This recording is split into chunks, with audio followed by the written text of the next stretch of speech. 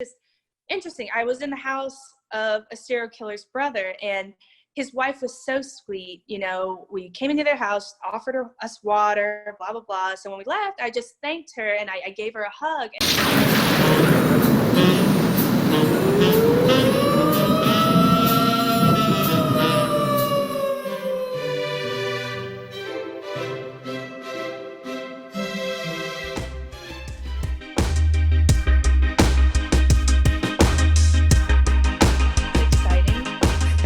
What's good? This is Out on a Limb. Today I'm with Maddie Ray, and before I start, make sure you like, comment, subscribe, and hit the post on notification. I'm trying something new out with that.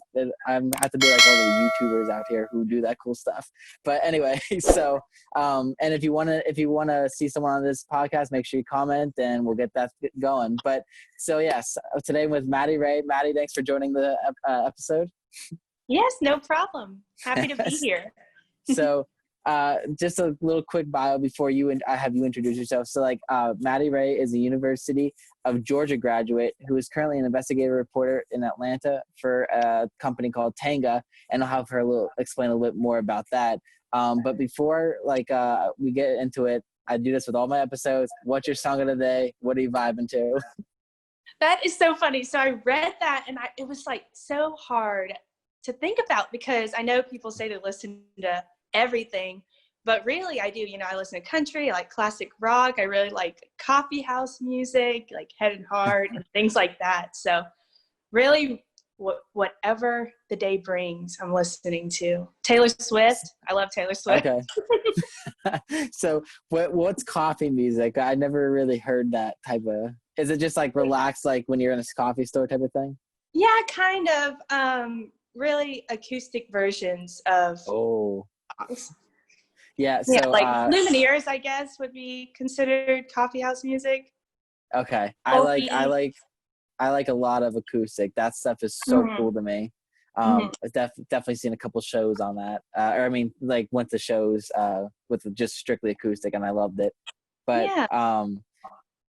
I just listened to this song called "The Mountains" by 3 Day Grace. It's more like rock, but it popped up when I was playing a video game actually yesterday, and I was like, oh, I like this song. I'll have to check it out. Yeah, it's pretty cool. But yeah, so how was quarantine? What have you been up to? Well, not much, just turning stories. It's been nice though, because when I'm contacting people, I know they're at home. So if they don't pick up, they're probably ignoring me, which means I can just call again. So that's been kind of nice, No one's here, so I can talk to everyone on speaker and walk around. So that's been pretty nice. But as far as when I'm not working, when the weather's nice, my boyfriend and I have a motorcycle, so we just ride around and get fresh air that way. That's awesome. I always thought motorcycles are cool. What brand do you have? So he has 2 Harleys and a Ducati. Oh, no way. Yeah. So we ride the Harley together, and our faces are covered. We have a helmet on, so it's a nice way to get fresh air and still social distance from people. Are you one of those badass motorcyclists with a leather jacket and the bandana and whatnot? Well, I'll wear a bandana around my neck just in case we have to stop somewhere, like going to Target or something, just so I can use that as a face mask. But I don't have a leather jacket right now. Sometimes I'll wear a jean jacket. Oh, okay. Get the denim going. Yeah. That's so funny. So, introduce yourself. Who is Maddie Ray? Who am I? That's a good question. So it's funny, in school, whenever it was the first day of class and, you had to do the general, who are you? Say something about yourself. Everyone would be like, hi, I'm Maddie Ray. I'm a journalism major and I do theater, blah, blah, blah. Well, I always said, I'm Maddie and I'm a Pisces. And it would always throw everyone off because you'd be expecting your major. But really, that's a good question. I never really think about that. Let me think. Who am I? I don't know, bebopping through life, I guess. Just Well, trying to do the most in my job right now and tell good stories. So, well, before, because I want to ask you how you like tell good stories, and we'll kind of get into that. But Sure. what is all right? If there's one word to describe you, what would you say it is? Probably bubbly. Bubbly. I could definitely tell that right now. That's funny. All right, Yeah, some I like smiling. I like to laugh and joke. That's kind of my vibe. Hey, that's awesome. Sorry about that. It like kind of lagged a little bit, but then it's all good Oh, now. okay. Yeah. That's funny. So okay, so did you grow up in Georgia? I sure did. I grew up in a town called Columbus, which is on the Alabama border. So if you're Okay. like picturing the state and you know that little notch out of it, that's where I grew Mhm. up. It's right by Fort Benning. Oh, no way. So, is it true, like, it is the peach state? Like, is that like a big thing in Georgia? Yeah, we do have a lot of peaches. You know, there's some roads like I don't know if you know this, but Georgia, we play in Jacksonville for the Florida Georgia game every year. So before I was in college, and we would go to that game, we'd leave from Columbus, which we'd cut through a lot of like the countryside of Georgia, I guess. And there's always those pop-up peach stands along the way, and those always have the best peaches. You know, it's a fruit you can eat with the skin on, so you know you don't have to peel it, and it's one of the sweetest things. I myself started getting into clementines recently during quarantine. Have you ever? Oh yeah, They're amazing. They're little miniature oranges. I know they're easy. Those are easy fruits. I love easy fruits that don't take a lot of like prep.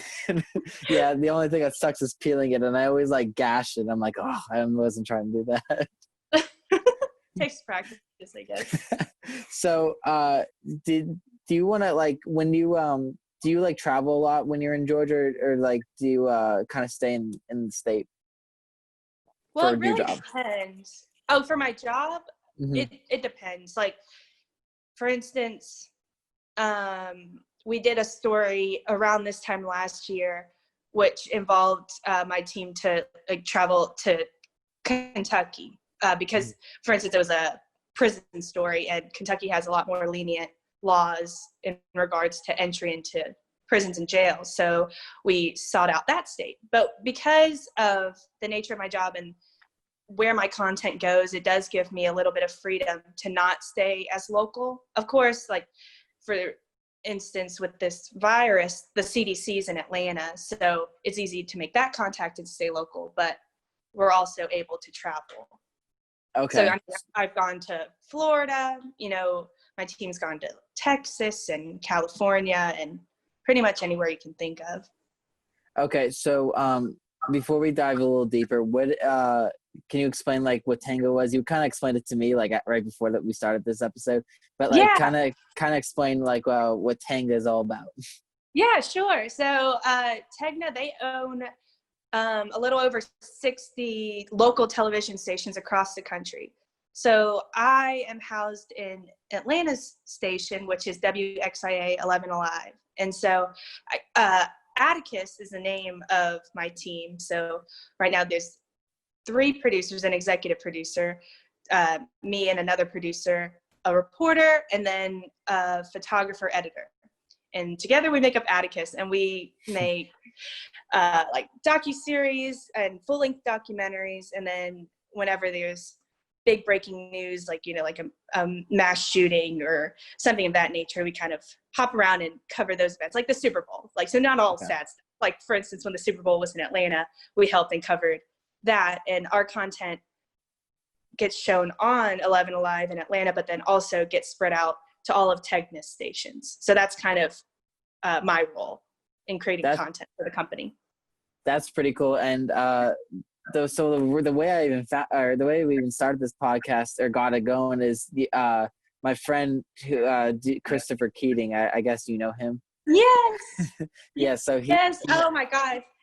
Yeah. So we actually interned together in Columbus when I was an intern for WRBL down there. So that's where we met. His parents own a really great restaurant called Epic in Columbus. And so I already knew of him before I even met him. But Okay. he's a sweet guy. I'm glad you guys know each other. Yeah, he's a great kid. So the way that happened is like he messaged the group chat and said like that someone was looking for help to get students across the country for this a little episode and news clip. And then I ended up talking to Maddie about it because that's who started this. So explain a little bit about that video and how that all started. Oh, well, so that one was kind of fun. I don't know. What did you think? It was really good, actually. I really enjoyed it. I thought it was pretty funny. Well, not So, funny, but like entertaining. Well, yeah. So basically the whole idea of it was to kind of honor the class of 2020 graduating from college because they kind of got gypped on a in-person ceremony that typically you would get not in quarantine and things like that. So my idea was try to find folks from across the country. You know, we spoke to Penn State. We got people from Georgetown and Florida and TCU out in Texas and kind of get their perspective and any advice they would have for their fellow classmates and just their thoughts on the whole situation. So that was the story we turned. Yeah, that was pretty cool. So were you able to put everyone in the video or was it just a couple? Because I noticed it was like about me, Jack, who's not someone else from Penn State, and then a couple other people. How were you able to get all these people in the video? Well, you know, that is the magic in the sausage making. Sometimes people have to get cut, but it was good because the freedom that you get with writing a web article, you have unlimited space. So I was able to include everyone in there. Yeah, I noticed that. I read that after. I was like, oh, that's pretty cool. Yeah, so that's the nice thing because it's hard with TV packages. You get a minute 15, minute 20 to tell a story that could be an hour long. Mm-hmm. Yeah. So you mentioned the prison story when you traveled to Kentucky. What was that all about? Because that sounds interesting. Well, it was a pilot. So another thing that we do a lot of like pilot series, and then they get shown to a test audience, and you know, we'll see if it's something we should pursue and make a regular thing. So this was a pilot called 3 Red Flags, which basically the premise was going into a prison and asking the folks in there, like, the 3 things they're looking for to commit everyday crimes, for instance, like carjacking or identity theft or breaking into a home. Like, what are those 3 things that they look for in a person to make them a victim? If that makes sense. So, for instance, and then a lot of it was very common sense.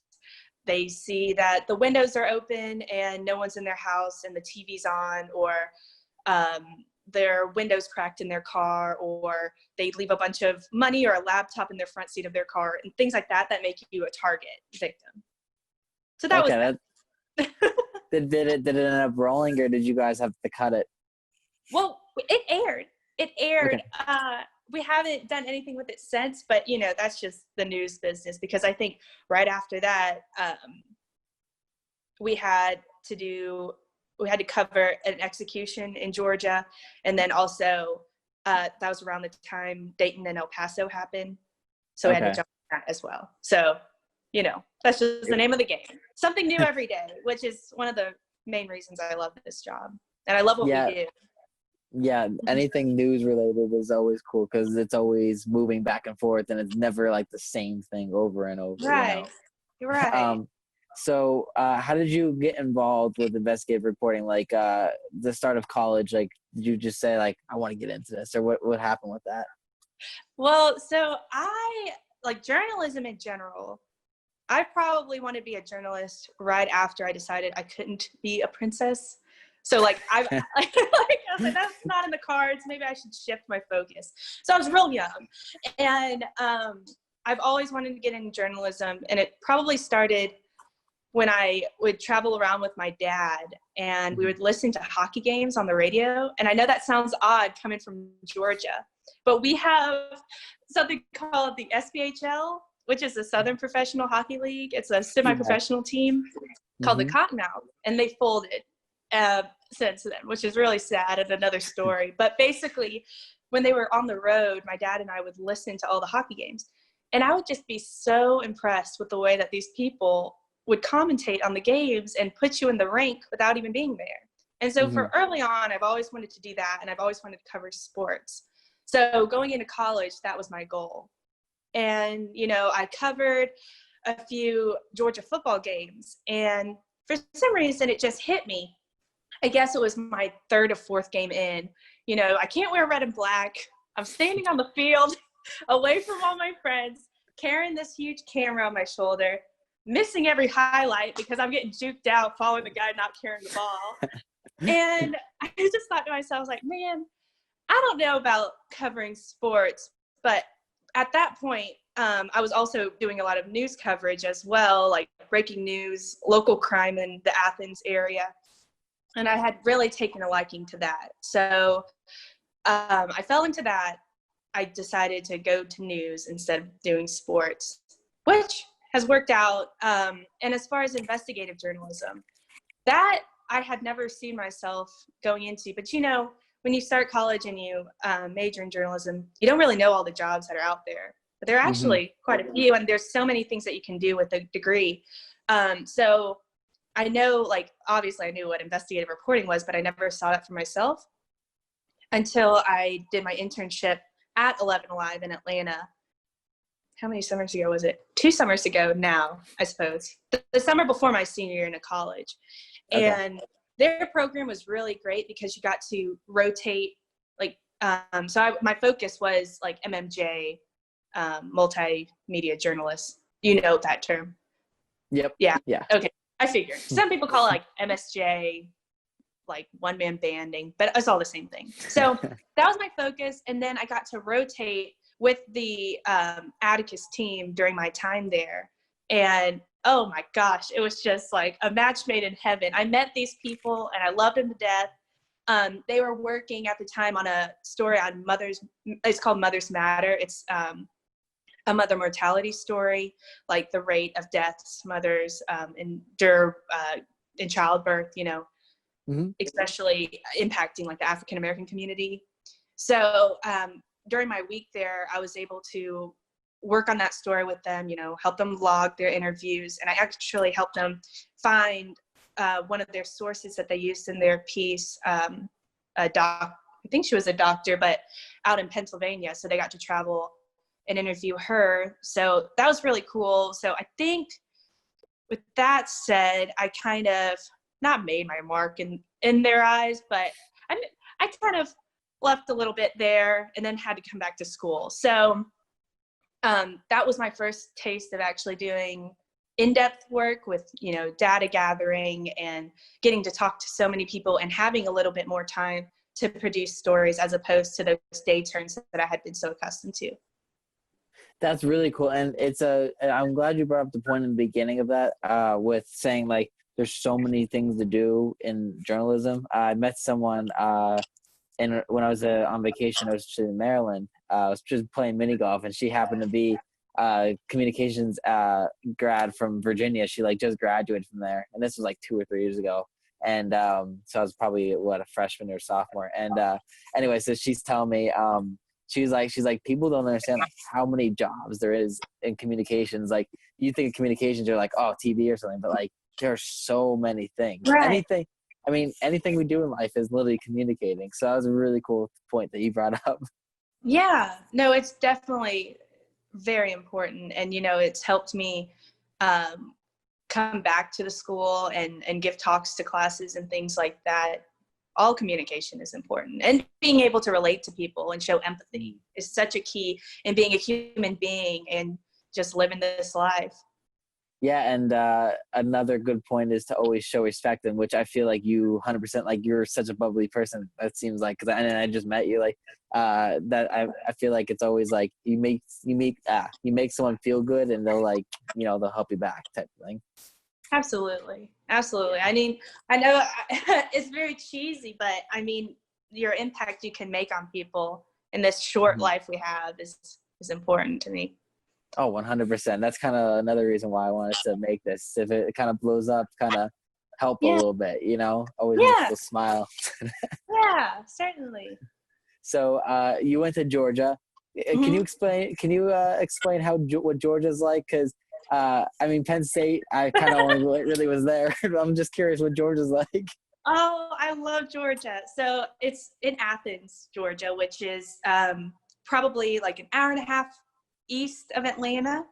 Mm-hmm. And it's an SEC school. We're a big football school, and it was my dream school. I didn't consider going to anywhere else, but it ended up being like when I told my sister, I'm only applying to Georgia, she thought that was so dumb. So I ended up having to apply to a few other schools. Of course, they weren't SEC schools because I could never do that. But really, it's just one big happy family there, in my opinion. It is big, but in my opinion, you can make a big school small, but it's hard to make a small school big, which you understand. Okay. Penn State's Yep. huge. Yes. So, it's in the beginnings of the Appalachian Trail, so it's awfully hilly.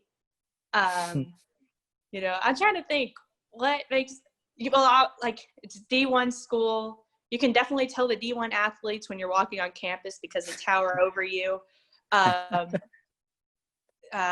I think I'm pretty sure it's similar to yours. I'm sure it is. The University of Georgia is pretty big, and the way Penn State is, it's just a large campus. I mean, Right. you're always gonna meet new people. I mean, it's funny because when I was in high school, I would have to take a bus, and obviously so you see everyone walk past and be like, oh, I know that person, but Yeah. you're at school. Like one day I'll be like, oh, I seen that person, but then next day it's like, oh, I've never seen that person. It just keeps going. Like you never. Right. Everyone's always new to you. It's cool. But it was also very surprising to me how many people I did end up meeting at the end of my 4 yeah. years. Because at my last semester, I could run into all these folks on the way to classes, and that was one of the best things. Something else I love about Athens is that although there is the campus there, there's just a strong sense of community for the people who aren't in school, Mm-hmm. the not normal people, but the folks just in their jobs and raising families and things. And they're very supportive of the university. And there's a huge arts community, a lot of music that surrounds the downtown area and Athens in general. That's actually really cool. Is there any peaches on campus too? I'm just really curious. Peaches on campus? No, but right outside of Athens, there's like Watkinsville and a few other places around they have a lot of farms. Mm-hmm. So they grow a lot of cotton out there. Okay. Mm. And then it just kind of forms from there. Yeah. So there's a lot of like big agriculture school too. There's a lot of farming, but no peaches that I see. No. That's more like a southern fruit that are grown there. Yeah, might be wrong. I don't know. We'll have to fact check that. Yeah, I know there's a lot of pecan trees. Oh, are you do you want to get into acting at all down the line? Oh, I act every day. My whole life is a performance, so I really I don't see Do you sit? Is it like a sing theater, or like are you not about singing? So I'm not big into singing, but well, that's a lie. I do sing. I'm not great at it, but I'm constantly singing. So, but that's not what I did in theater. I did a lot of writing. So, with our journalism, it's all very factual, of course. Mm-hmm. So being able to write like 10-minute, 15-minute plays allowed me to be a little more creative and tell stories that come up in my head that I couldn't do in my normal storytelling. Well, just so you know, princesses have to sing, so like you got to get that down. I know. Yes, I know. So I'm working on it. So, if you were to be a princess, what's your favorite princess to kind of model yourself after? Wow. I don't know. I like Tiana. I think she has good work ethic. I love Ariel. My middle name's actually Errol, so I've always been very fond of like mermaids and the water and boats and things like that.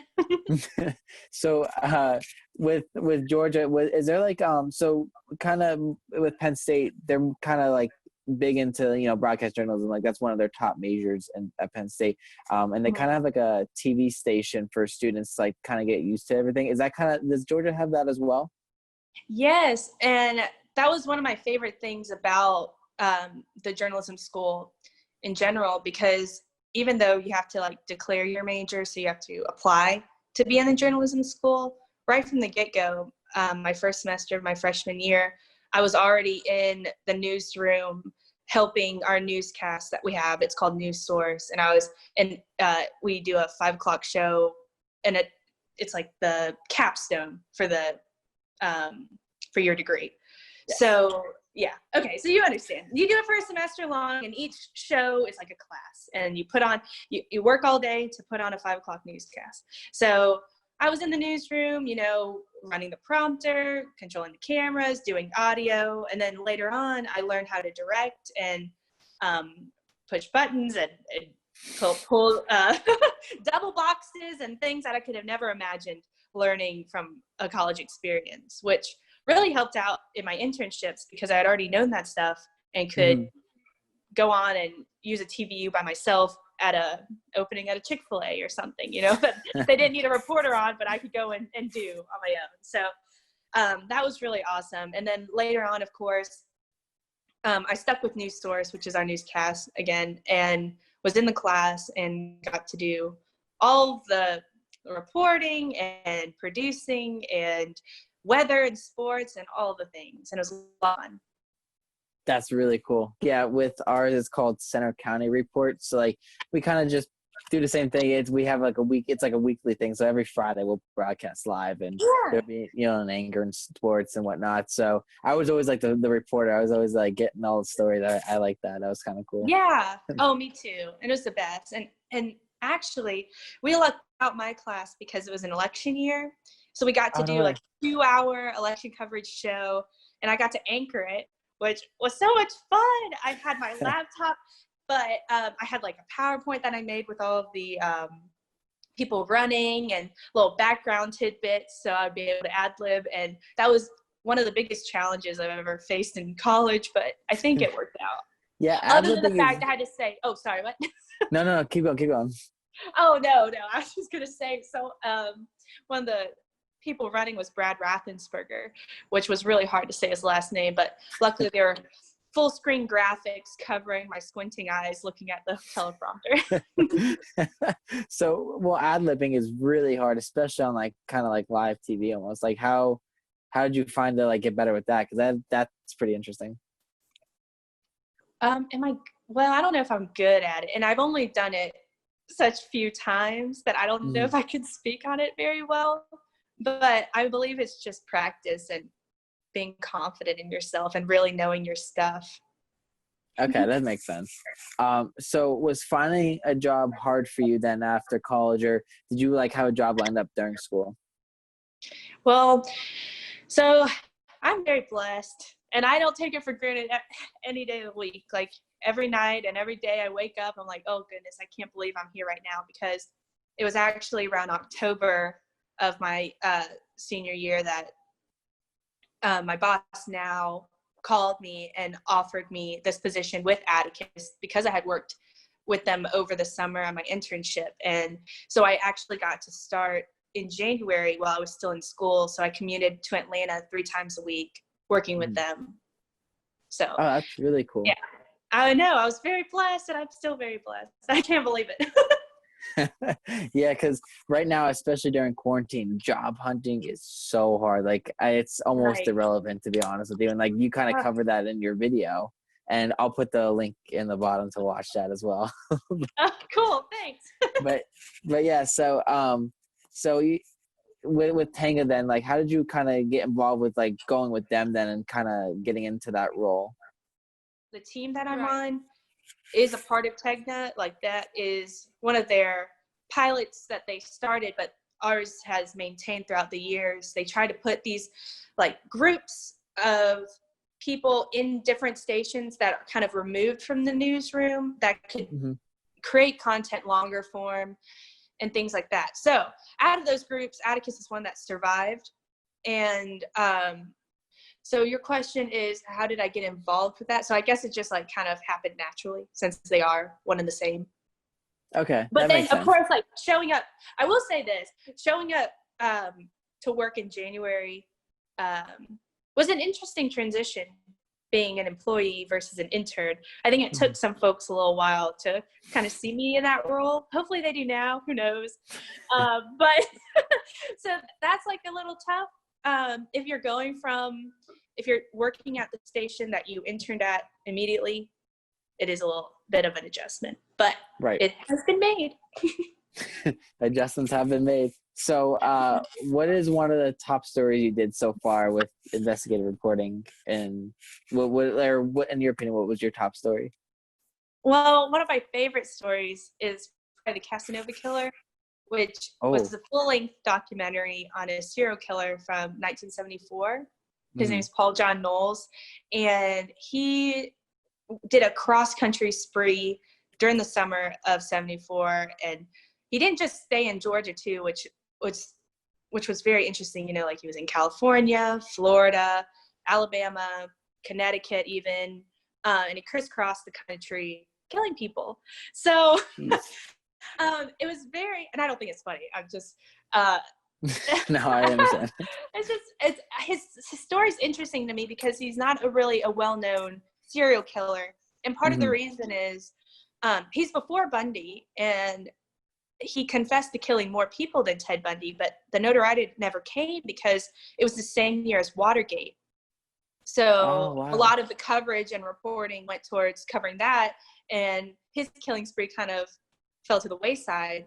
But this was a story I actually pitched while I was still in school, I guess January, February, right when I started with the team. And we got to see it through, and we actually released it in December of 2019. And we're less than 50,000 away from 1 million views. So that was pretty exciting. So it was neat to like pitch a story, research it, find all the case files, because I've never filed that many FOIAs before in my life, and talked to different jurisdictions because he traveled so far. Getting to make contact with all of these like police and sheriffs and archives because it was so old, even reaching out to like the FBI and the GBI and all of that sort, collecting all this data, all of these case files and photos from families, and trying to weave together his story that has never been told on like a documentary type platform before. It was a lot of fun. You know, I got to travel to Florida and speak to his brother.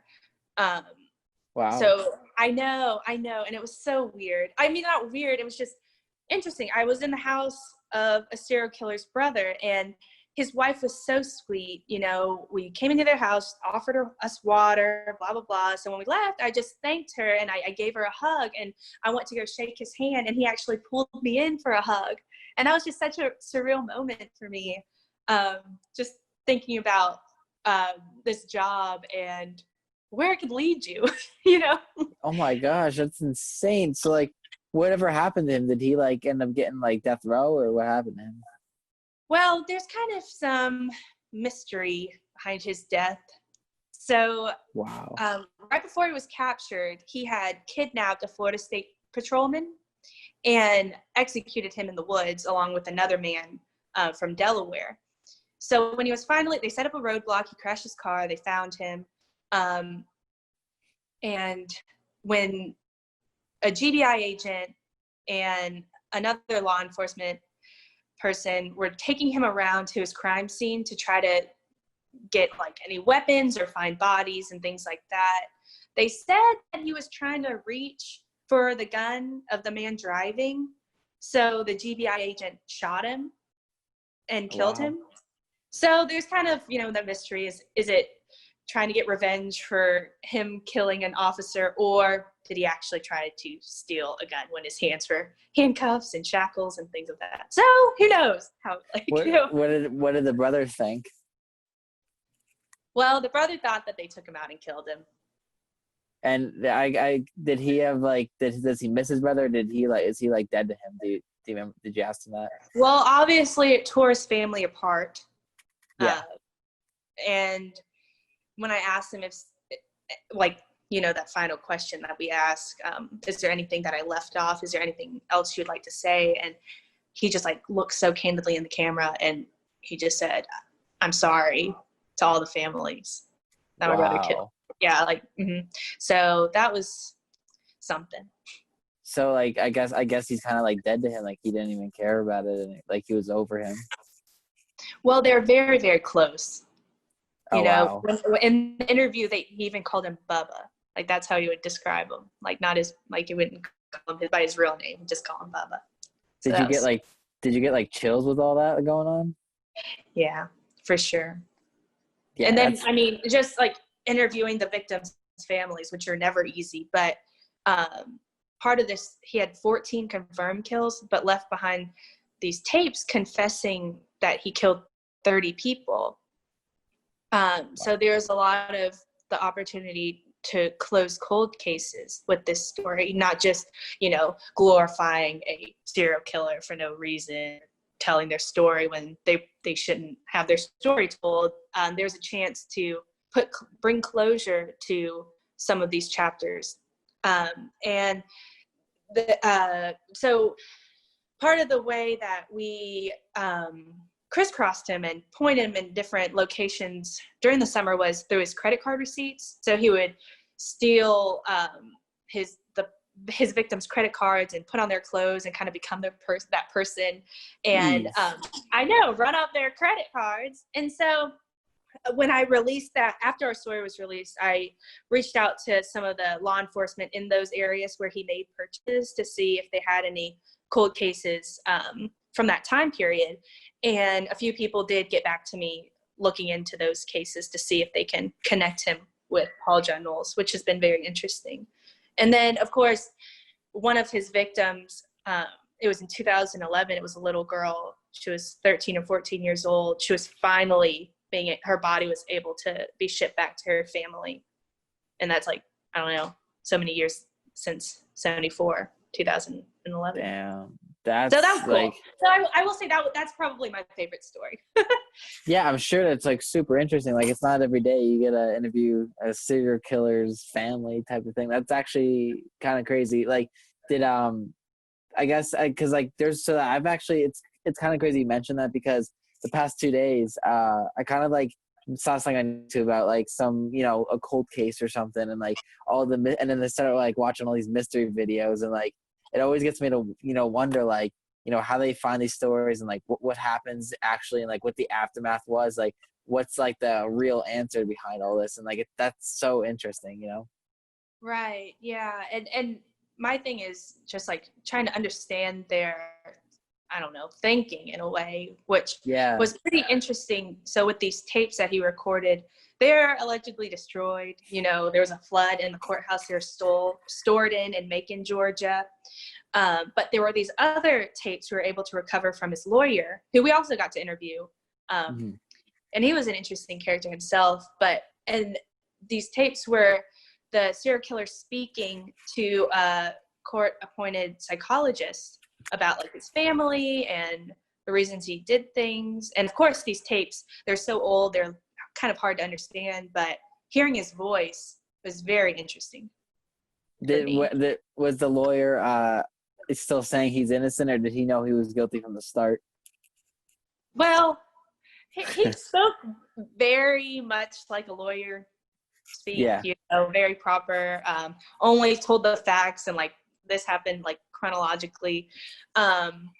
He thinks that he had only killed 14 people and he didn't kill any more than that.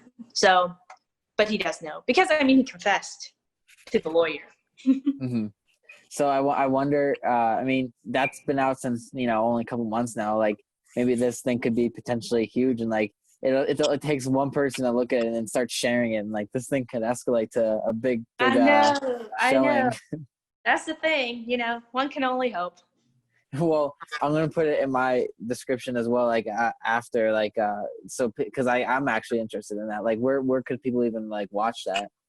Well, so it is on YouTube. So I have in my Instagram, I have a link to that as well, but I can share it with you. It's just Casanova Killer documentary. Yeah, and it's the 11 Alive one. Okay, yeah, I definitely want to put that on. Because that's actually really interesting. So was that like, did you ever expect to like do stuff like that, like when you got into the job, like, or was that completely different from what you expected? Yeah, completely different. It was nice to be able to have the freedom to pitch your stories and people support you on them, especially being so new. Like having that support has just been incredible. So I put myself in that situation with that storytelling, but also I know that they kind of wanted to get into the true crime realm while it was popular. You know, that Ted Bundy documentary had just come out on YouTube and all sorts of things like that. So, and then there's so many true crime podcasts. Right. There's so many. So, yeah. Well, what do you personally think he killed more people than Ted Bundy? I can see that being very possible. You know, we spoke to like former detectives on the case who said he left a body everywhere he went. You know, he didn't really kill with old people, young people, men, women, children. He killed them all. So I could see that being very possible. That's so scary. I don't know. That's so scary. But yeah. So with this job, what is like your life goal, or what is your career goal to get out of this? Like, what do you want to eventually be doing? Well, I really do enjoy this position. So, I don't know. I guess I've never really, like, of course I thought about where I wanted to go at the end of all of this, but give me a second. Well, of course I want to stay in journalism. I love the documentary and the freedom of just like being able to tell stories that aren't confined to a minute 15 package. So as long as I'm staying in that realm and with that creative freedom and being able to do something impactful and tell stories like of topics that aren't really shared very often or told because they're just topics people don't want to discuss, for instance, like opioid addiction or like PTSD and things like that, which my team has done stories on in the past. Impactful things I want to continue to do and make a difference and not just do things for the heck of it, you know, do something that really impacts folks. So how do you find these story ideas then? Like, do you guys have to have meetings but with you personally, like, do you end up doing a lot of research, or do you just, is it just through conversation?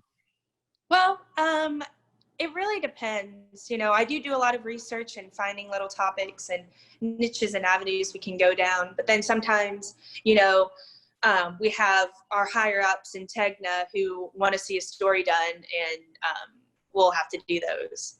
For instance, like one we were working on before the virus hit and we were sent home was on robocalls and tracking down the people who are making the calls and things like that, which has been so fun because, there's always this thing that they're in another country making these phone calls. But actually, we were able to find that they're right here in the United States.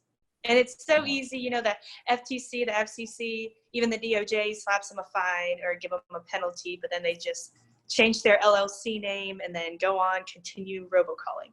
So, wow. Yes, which we will pick back up once we're back together and this kind of subsides and hopefully goes away. We'll pick up robocalls and put an end to it for the country. Cut it out, get it out of there. Get it out of there. So, who is someone that you look up to with doing this? Is there a role model that you kind of like, or is it just you like doing you? In the realm of journalism? Yes. So, I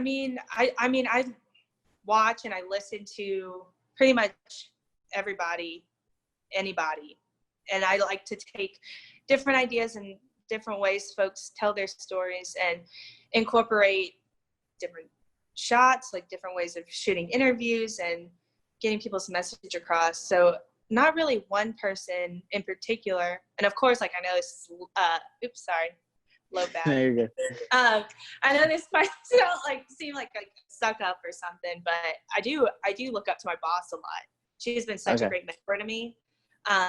she went to the University of Texas. She's from Chicago, and she's just lived like such an incredible life.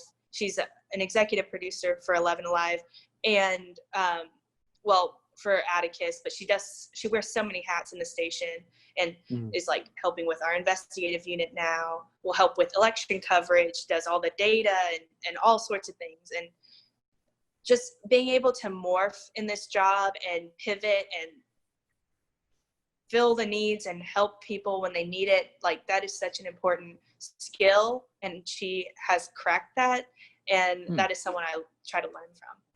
That's really neat. So what is your advice for people who want to get into this business? Because like I know that like I mean, not everyone wants to do a story on serial killing, but like it's probably like it's really neat at the same time. So like, what's your advice with getting into this type of business? Well, like we are very much in the people business. So I guess my biggest thing is wherever you are, if like, don't just network for the sake of networking to get something out of it. When I reflect on my life and how I got this job and internships and things like that, I think it's been my emphasis on trying to make legitimate relationships and interactions with people, like get to know the people you're talking to in an internship. Don't just get their contact information so you can ask them for a job down the road, but actually learn something about them and make it meaningful. So then later on, if you do run into them and you do need something, you'll be able to draw on that relationship that you've already built based on actual solid things, That's really cool. So, and I respect that, because I mean, you gotta get to know somebody before you can really get personal with them. But so with in terms of like relationships, not necessarily like dating but like with family or dating, but like how do you like how are you able to manage that during like your job? Because like I feel like you're always, people are like this are always working, and like especially like during holidays and whatnot. Like how are you able to manage all that? So far, because of like my like the time limits I have on my stories, it gives me a little bit more flexibility than like an MMJ with everyday stories and things like that, and working on holidays. So that is one other thing that I do look up to, and my boss is her, the way that she puts like mental health and taking time off for yourself. She makes that such an important part of our job, like as a whole, because you don't want to make your job your entire life. So I do take time. The girls that I met at Georgia are my best friends. So we talk every day. I have my friends from home in Columbus that I talk to every day. And I just make sure that when we talk, sometimes we talk about job stuff, but other things, we just ask how we're doing, So, and I talk to my dad a lot. We're really good buddies. We talk about sports when sports were a thing. And so I guess I just like try to find that balance of doing things that I like. I go to the gym a lot when gyms were a thing. So like I take a lot of breaks, and I'm not so hard on myself, You can't be too hard on yourself, because the day-to-day will kill you. You got to look at the big picture and value relationships. I like that a lot. That's all, such key stuff, especially getting into this business. So I like that you said all that. That's really cool. So is there anything else that you would like to add? Like, I know you said you like to ask questions, so you could fire away on some questions. Is there anything that you want to add? Well, I don't know. Did I miss anything? Did I answer all of your questions? Yeah, I hope I don't sound like a bumbling idiot. This is my first time doing something like this. No, I think this was really cool, especially like I mean, I didn't have anything lined up about serial killers or anything, but that was a really cool story. Like I mean, that's the thing that I love like doing about these podcasts, because like you never know what people's lives like what they've gone through, and it's something that I keep learning throughout all this, because like everyone has such interesting stories. Like I would have never guessed that you've done that. Like that's such a neat thing, and especially like you know, that could eventually make it really big one day and be like, oh yeah, you'd be like, I did that. Right. Yeah. Fingers crossed. You never know. But it offered a lot of like learning moments for me as well. So that's important, especially early on. Just learn from everything you do. Yeah, and we're so young in this business. I mean, I don't even have a job yet, but like we're still like, you know, you're so young in this business, and it's like, you know, you can make your life the way you want it to. Like, you know, the world is literally in your palm of your hands. It's like, I mean, I feel like you're killing it right now, so that's awesome.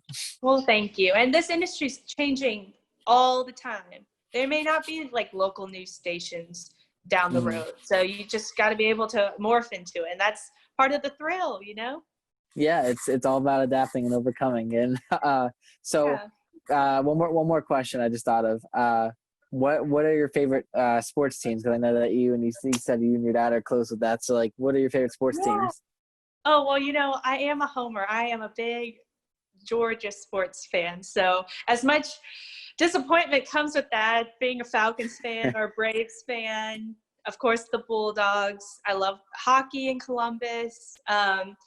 NFL, I love like just the sport in general. So I watch all teams, but I do support the Falcons. I love basketball with the Hawks. Tickets are pretty cheap, so it's nice to just sometimes when you're needing something to do on a weekday, you can go over to State Farm Arena in Atlanta and watch the Hawks play. And it's crazy because they were pretty good a couple of years ago. They had a couple championships on their belt. I know. But that's the thing about Georgia, you know, they really keep you humble. Well, how do you feel about the Super Bowl that year with the Patriots?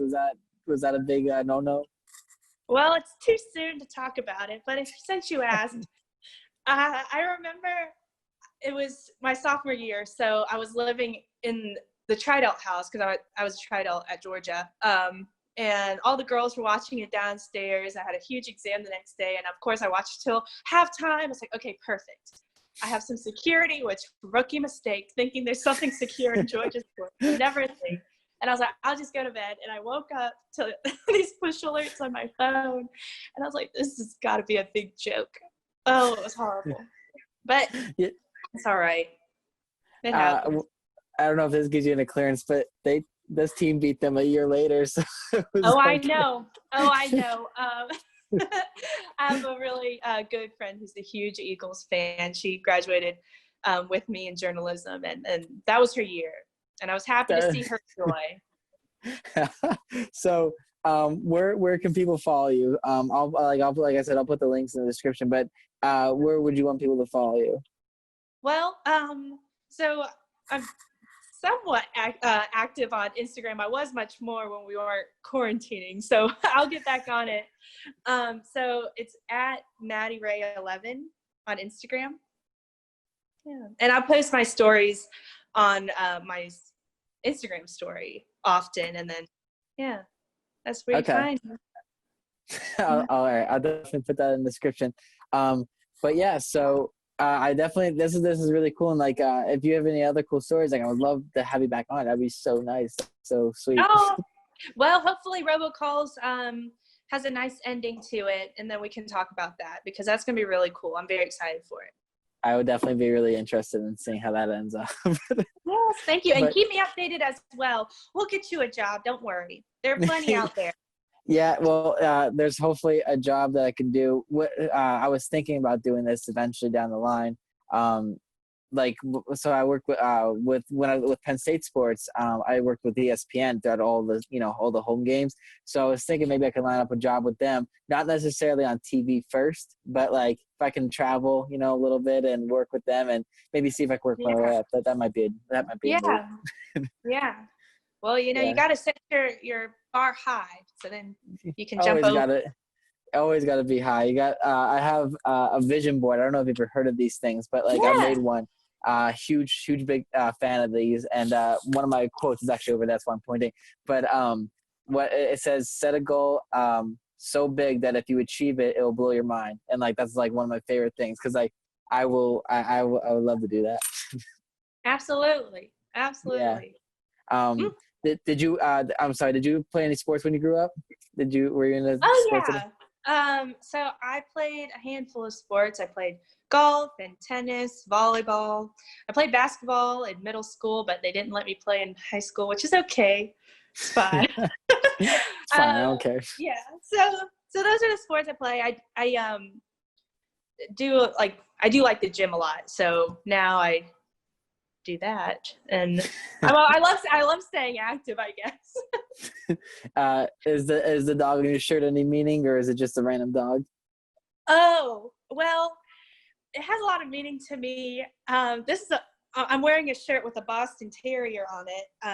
I love Boston Terriers. Those are my favorite breed of dogs. Actually, on the back of it is the backside of the Boston Terrier, which I always thought was really neat. So yeah, they've always been my favorite dogs. I have all the accounts I follow on Instagram and things like that. I don't own one, but I just love them. I think they're the cutest. That's awesome. Well, here's my outro. So we just went on a limb. Now you grab a branch, grow this tree, do something different, or just be yourself. Peace.